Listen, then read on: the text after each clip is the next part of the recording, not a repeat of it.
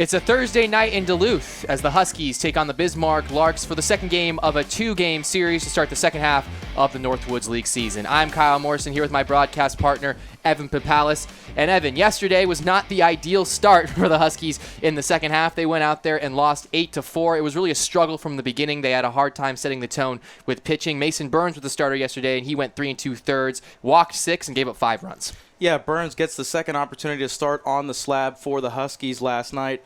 And now he showed some flashes of pure excellence, I thought, on the mound after letting the first 3 men get aboard for the Larks in the top of the first. Then he proceeds to strike out 3 straight batters and the side. So there were some moments in that game where you thought Mason Burns has an opportunity to be a starter for this Duluth Huskies squad in the second half. But the 3 C's, command, control, and consistency, just were not there for Burns a night ago, allowing the Larks to get runs in each of the first 3 innings and finally being able to pull away to get their first W against the Duluth Huskies. Despite the rough start for Mason Burns, the Huskies were still only down by 1 run, 5-4, as they entered the 5th inning. Then it all kind of fell apart. Manny Casillas gave up 3 walks. There were some errors out in the field, some defensive blunders, and ultimately the Huskies found themselves down 8-4, and the score would stay that way the rest of the game. Yeah, it felt like defensively for the Huskies, things were just not on the same page all night. A little bit of different defensive alignment in the field for Marcus Pointer's squad, just trying to fill some gaps that we have seen for the defense, but things just kind of ran off the rails in that aspect of the game as well. And when you're not going to field the ball properly in any baseball league, let alone the Northwoods, the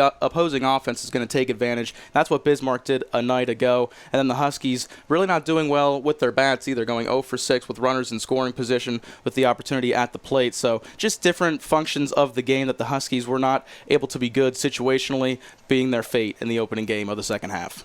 Yeah, I like that you mentioned the hitting, Evan. They had an opportunity to get back in that game, many opportunities, in fact, in the last 4 innings. You mentioned the 0 for 6 with runners in scoring position and the 10 runners left on. But they were able to make opportunities. There were some guys who had some good days out there. Yeah, absolutely. A guy like Hudson Sapp getting a couple of base hits and an RBI sac fly in that game really was nice for him because he came into that game below the Mendoza line in the average department. Jack Painter getting his first hit of the season. And also Bobby Blanford only ends up 1 for 1 on the night, but he gets a couple of walks and a hit by pitch as well. So whichever way you can get on base, that's kind of been the formula for this Huskies squad. It doesn't necessarily need to be hit after hit after hit, but any way you can find a way to get on base, be aggressive on the base paths. They've done that so far this season. That is the DNA of this Huskies squad, and if they can result back to that play in the second half, they're going to be just fine getting that best overall record in the Great Plains East. Yeah, with some of the loss of the pitching depth, the Huskies are going to have to take it to another level on the offense as they try to do well in the second half and repeat their first half performance. The pitching matchup for tonight between the Bismarck Larks and the Duluth Huskies, it'll be Garrett Yon going for Bismarck, and it will be Daryl Johnson Jr. going for Duluth. 2 guys who have had very different seasons on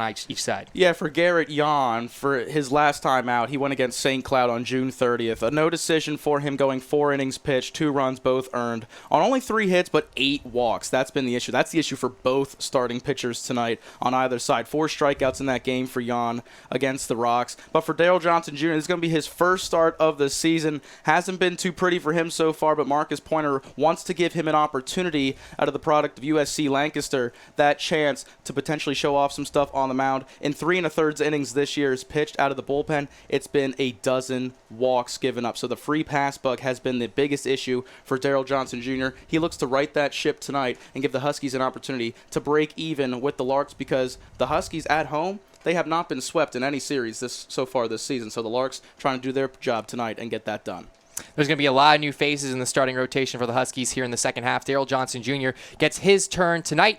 It'll be a beautiful night for baseball. Looks like the weather is going to be absolutely ideal here at Wade Stadium. It'll be Bismarck Larks, Duluth Huskies after the break.